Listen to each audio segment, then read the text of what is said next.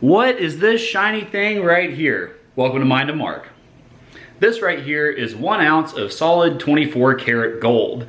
And why you should start thinking about what gold is and why you might want to buy some of it really has to do with another video that I recently put out talking about inflation and why it's highly probable that it's coming. If you have dollars that are saved up in a savings account, checking account, whatever, they're going to start losing their purchasing power relative to other things. However, gold is simply a store of value. Gold has been valuable since the beginning of time, or at least until people started digging it out of the earth and using it for jewelry and all kinds of other stuff. Fortunately, gold does have a role outside of looking cool and being a fun thing to collect.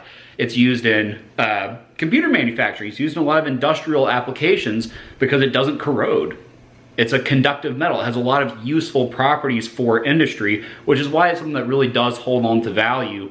And when you actually get your first physical gold and hold on to it, you'll kind of understand why it was such a nifty thing in Lord of the Rings that dwarves really like. It's just cool. There's something special about it. So the great thing about gold is the amount of it on planet Earth has been a constant since the formation of the world. You can't print gold. However, as we've seen in recent days, this being 2020, the Federal Reserve has just created money out of thin air. It's not connected to anything. There's not an expansion of trading of goods and resources and services that's really creating more value, which would mean that our dollars, which is a fiat currency, is going to be able to have backing to it. So let's say that we're importing stuff and we're trading with the world. That dollar is going to start to really lose its purchasing power. For one, because we're not backed by anything. It's fiat. The other reason really being that we're printing more of it without there being any value creation behind that printing.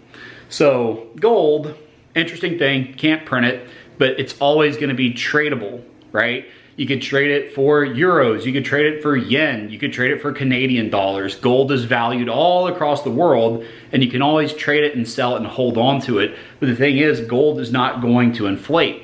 Now, interestingly enough, there are things that can happen where different entities can really affect the price of gold.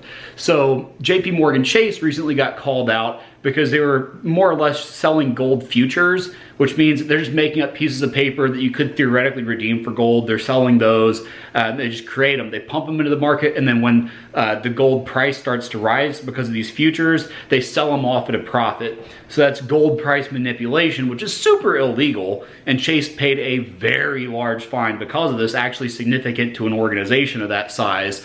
But there's things that you have to look out for and understand that gold, if you're going to sell it, let's say that you bought it at $1,000 an ounce and you sell it for $2,000 an ounce. You're going to have $1,000 of capital gains that you made on that.